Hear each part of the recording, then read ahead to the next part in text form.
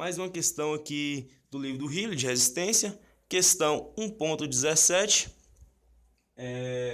questão de cargas internas. Está pedindo para determinar as cargas internas no ponto B, que é este ponto aqui. Cargas internas, ele é uma revisão, ele não é o capítulo 1 ainda de resistências e matérias, ele é uma revisão de mecânica geral. Porém, é extremamente importante entender este capítulo para que você não tenha tanta dificuldade no capítulo 1, que é o capítulo de tensão. Porque o capítulo 1 de tensão, ele é basicamente isso aqui, ó. Tensão normal é igual a força sobre área, ou tensão cisalhante é igual a força sobre área. O que diferencia a tensão normal para a tensão cisalhante é esse tipo de força. Na tensão normal, reparem, na tensão normal, essa força que gera essa tensão normal, ela está perpendicular, ela forma um ângulo de 90 graus com a seção de contato, com a área de contato. Digamos que eu tenho uma viga, essa estrutura, estou olhando de frente e tem uma força saindo dela, tentando esticar. Veja, isso é uma força, ela está perpendicular, formando um ângulo de 90 graus com esta área. Ângulo de 90 graus. Ela está gerando uma tração ou uma compressão. Isso é uma tensão normal. Tração, compressão, tensão normal. Cisalhante, mesma área, mesmo esquema. Eu tenho uma força que está atuando paralelamente à seção dessa barra, dessa estrutura. Ela está tentando cortar. Olha, a minha força está cortada, paralela à seção. Isso é a tensão cisalhante. Cisalhante, seccionar, cortar. Normal, tracionar ou comprimir, esticar ou diminuir. Vamos lá. Aqui ele me pediu determinar as cargas internas no ponto B. Me deu essa estrutura, uma estrutura que está engastada em A, e me deu este carregamento triangular de 900 kN por metro. Me disse que a distância do engaste AB é 1 metro, de B a C 4 metros, com a distância total de 5 metros. Lembrando, para quem não entende muito bem, não viu, não sabe o que é o engaste, eu recomendo dar uma olhada, mas é bem simples. Resumidamente, o engaste seria isso aqui. Ele é representado por isso aqui. Seria uma viga que está dentro de um pilar. Digamos que minha mão aqui, este pincel preto, é um pilar. Minha viga está colocada lá dentro. Está engastada.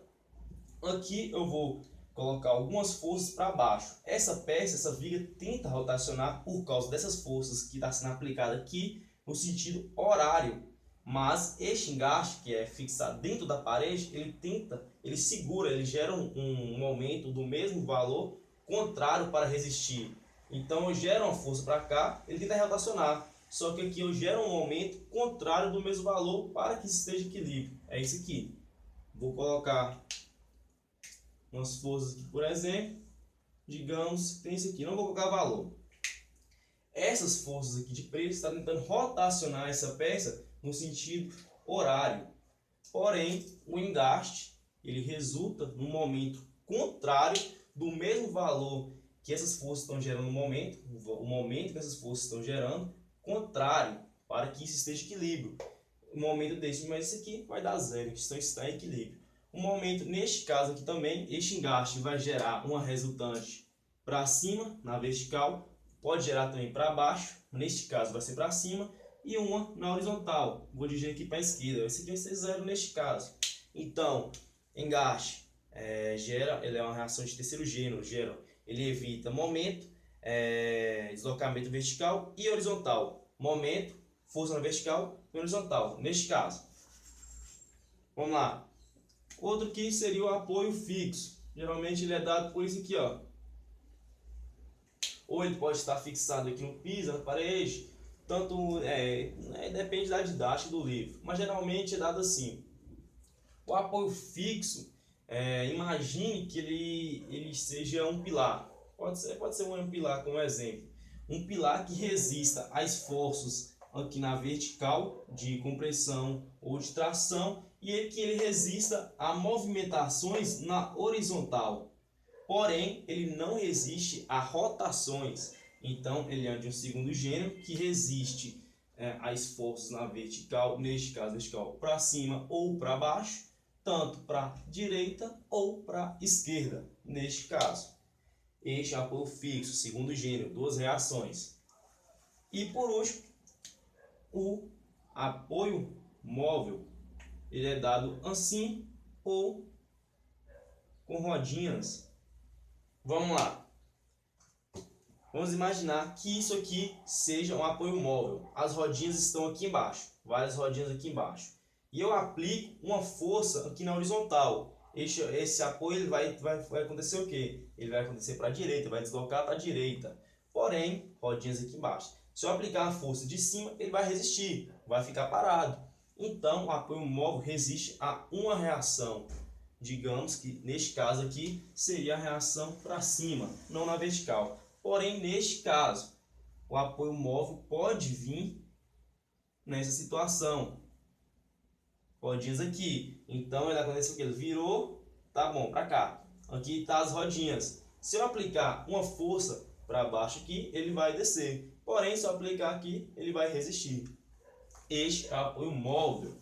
Vamos lá. Com esse entendimento, podemos resolver nossa questão. Essa questão tem dois métodos de resolver praticamente todas as questões de cargas internas.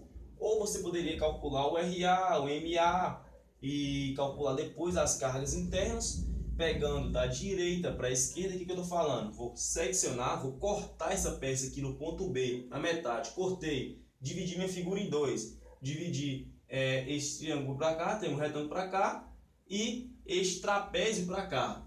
Vou calcular tudo que eu estou vendo da figura para cá e para cá. Ficaria uma figura assim, ó.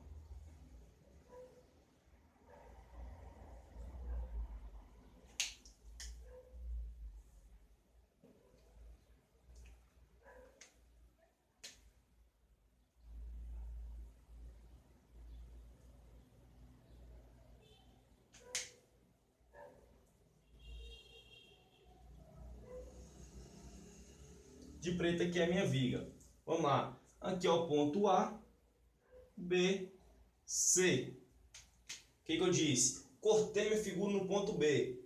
Ou eu posso pegar essa figura que formou do lado direito, ou eu posso pegar essa figura que formou, que é um trapézio, do lado esquerdo. Os valores das cargas internas têm que ser o mesmo valor. Vai mudar, vai ser o sentido. Porém, os valores vão ser iguais. Neste caso aqui, eu vou escolher o lado direito, por ser mais simples, por formação um triângulo retângulo, do que fosse pegar do lado esquerdo. Queria formar um trapézio, também não é tão difícil, só que o lado direito é bem mais rápido e mais simples. Vamos lá.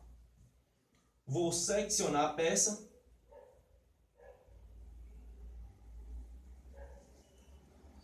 Vamos lá, agora eu tenho isso aqui.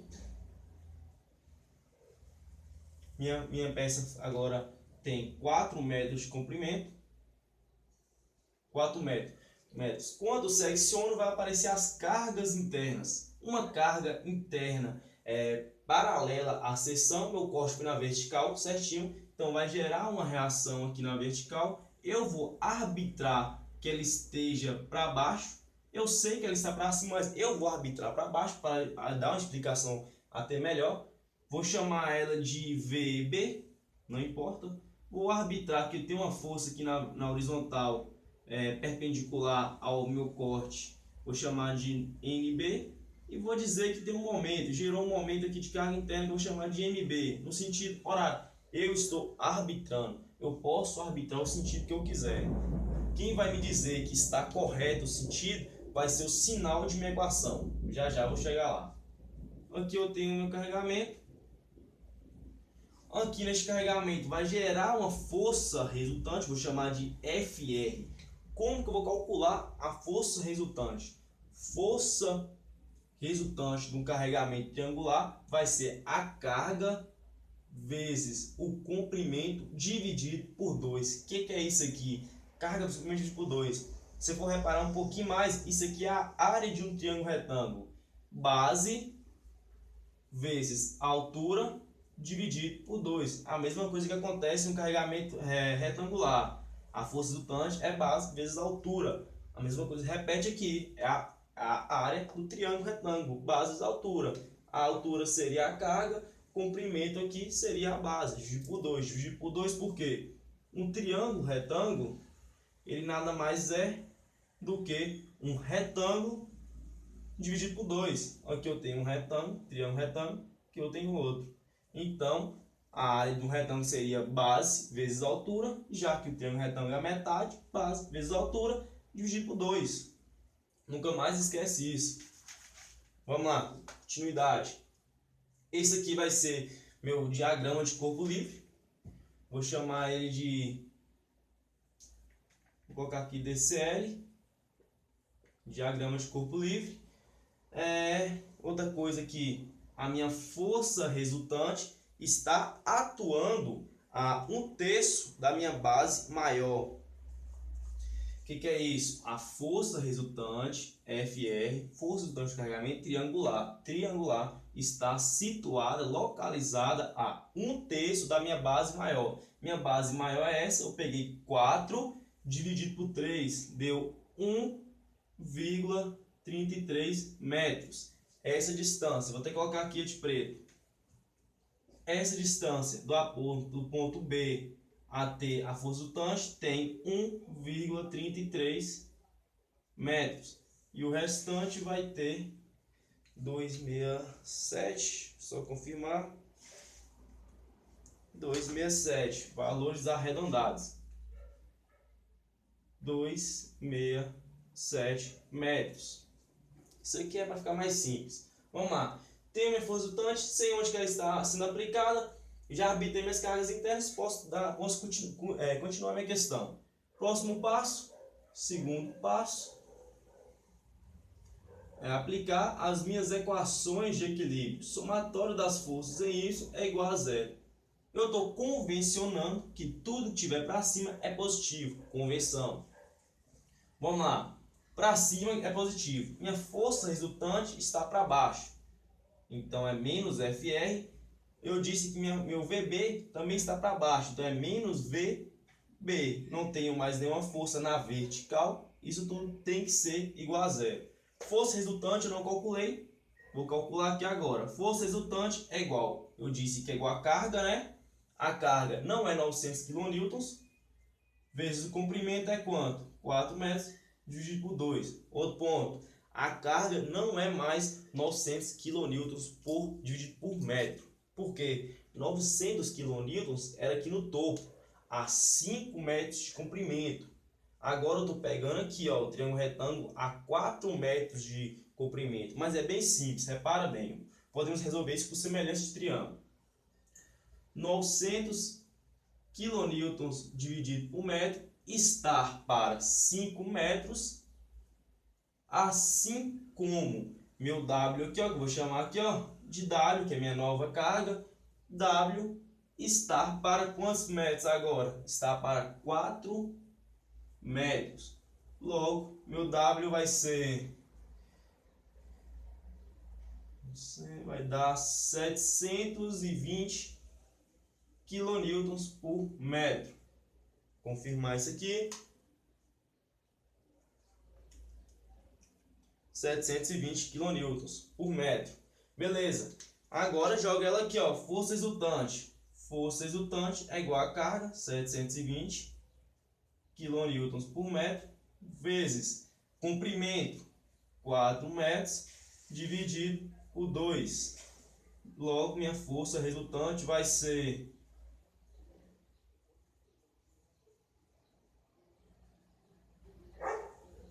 1.440 kN, força, kilonewtons. Metro, cortou.